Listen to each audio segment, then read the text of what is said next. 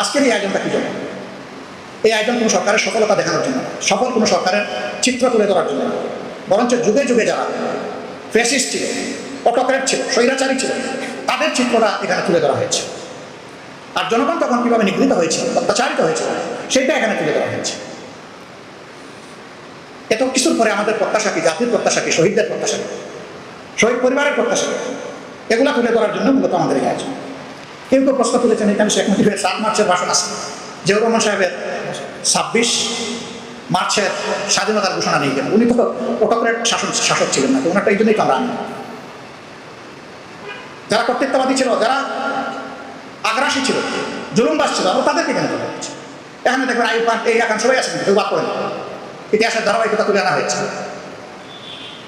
আবার বেগম জিয়া যে মুক্তি পেয়েছেন ন্যায্যতার ভিত্তিতে, সেটাও এখানে আমাদের ডকুমেন্টারিতে তুলে আনা হয়েছে। ইতিহাসে যার যে কল্যাণকর অবদান আছে, সবগুলোর প্রতি আমরা গভীর শ্রদ্ধাশীল।